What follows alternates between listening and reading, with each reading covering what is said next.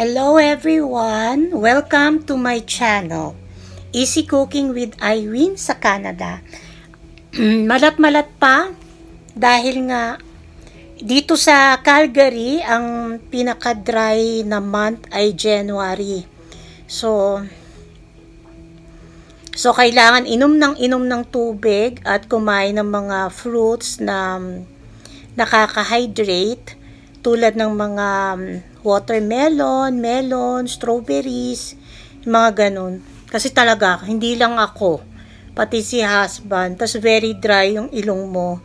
Although meron pa akong nasal spray Ayun. So today, anong oras na ba? Mga 1 PM na. Magsha-shower lang ako. Si husband nandun na naliligo na siya. Kami ay lalabas ngayon kasi yung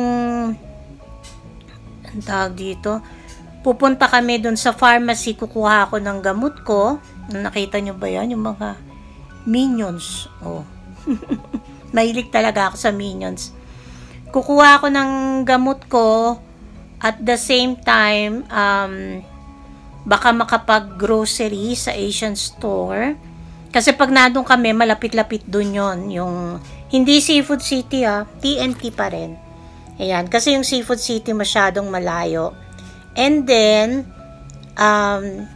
after nun, sa hapon, magpapamasahe kami. Hindi ako ganong nagpapamasahe kasi makilitiin ako. So, sabi ko sa back lang, tsaka dito sa shoulder. Tapos, hindi ako pwede yung nakabaksak, ano yung tawag doon? Nakadapa. Kailangan ako medyo nakaupo na, ibig sabihin patalikod na lang. Kasi nga, syempre, asthmatic. So, medyo hirap ako ng ganong klaseng posisyon sa paghiga. So, na-post ko na dati, nagpamasahe ako pa upo pero yun yung free dati. Ito ngayon ay babayaran ng insurance. Kasi nga yung likod, 'di ba? Para siguro sabi minsan marami kang lamig sa katawan. Susubukan ko lang uli. Kasi si husband talaga ang magpapamasahe because yung kanyang back laging masakit, 'di ba? Nagpa-physio na siya tapos massage siya last week, then massage siya uli ngayon. Okay, so watch lang kayo sa video ko. Tingnan natin kung ano ang mga susunod na kaganapan. Ay, bukas, niyayaya ko siya sa market, sa farmer's market, kasi may pupuntahan kami. Hindi ko alam kung aabot to sa video na to. Kung hindi, yung susunod na video. Okay? Watch lang kayo. Huwag kayong aalis. Andito na kami sa pharmacy. Kumukuha na siya ng gamot. Bumaba kasi in-order na namin yung kanina. Tinawag na niya. Tapos nito, since maaga pa, kasi 5 o'clock pa yung sa massage namin, may dadaanan ako. Tignan nyo na lang mamaya.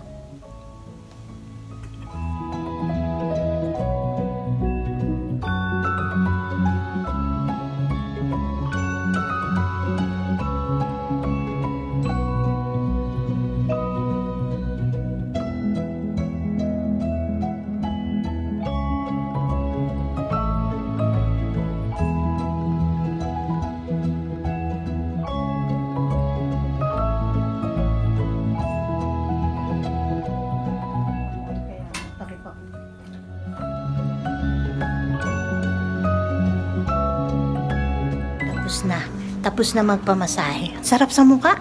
Tingnan mo. Di ba? Masarap sa mukha. Kasi ako may sa face. So, parang facial massage. Masarap siya.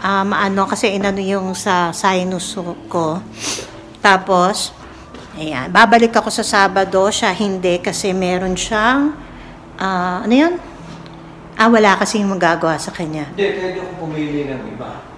Kaya lang kasi, mas yung... So, maghahagdan uli kasi sira ang elevator. Pwede naman subukan. Ayan, dumukot si Irene, ng mga chocolate, libre, dark.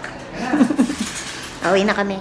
Kararating lang sa bahay, nagpagas lang siya bago kami umuwi. So, ito yung mga nabili ko kanina.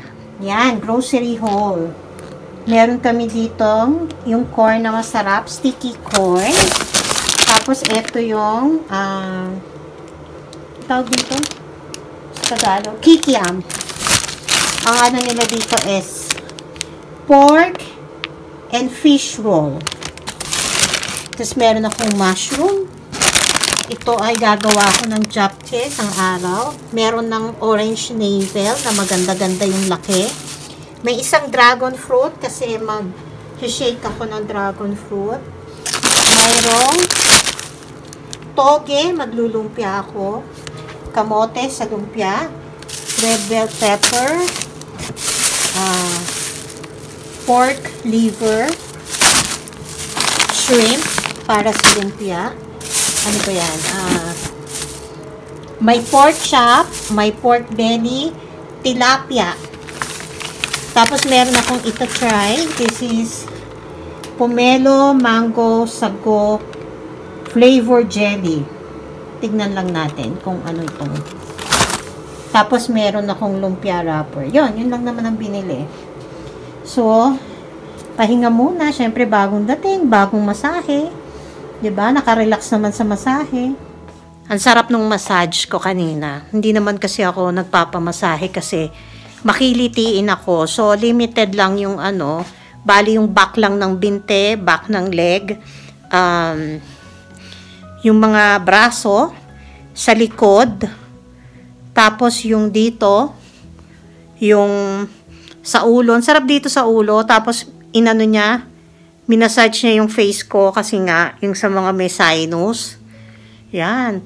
Parang lumuwag yung aking paghinga, which is good. So, schedule ako uli for next Saturday. Dapat si husband din, kaso yung gumagawa sa kanya, wala sa Saturday. Ayun. Yan, good morning. Magto-12 na ng tanghali. Ako ay magigisa lang ng ampalaya with egg. Ayun. Ito ay pinakukuluan ko lang. Kahapon pinakuluan ko na to. Iniinit ko lang ulit kasi pang pansit naman yan. So, ito ay binoil ko na nung isang araw and then finreeze. So, gigisa-gisa ko lang yan. Alam niyo na kung paano gumawa niyan. Busy-busy. Masakit ang lalamunan ko ngayon.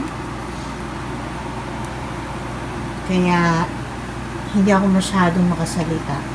Okay? Watch lang. Thank you for watching. Thank you sa mga support.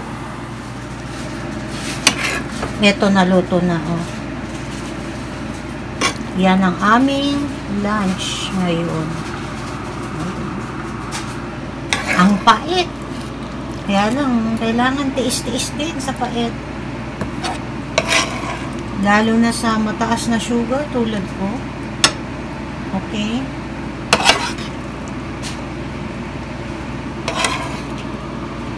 Tara, tapusin. Sasairin ko lang, ha? Yan, luto na ang aming ulam. Hindi na ako nagana ibang ulam kasi minsan tapos natitira lang. So, kung ito na lang muna. Okay? Kakain na. Sweetheart. Wait lang daw.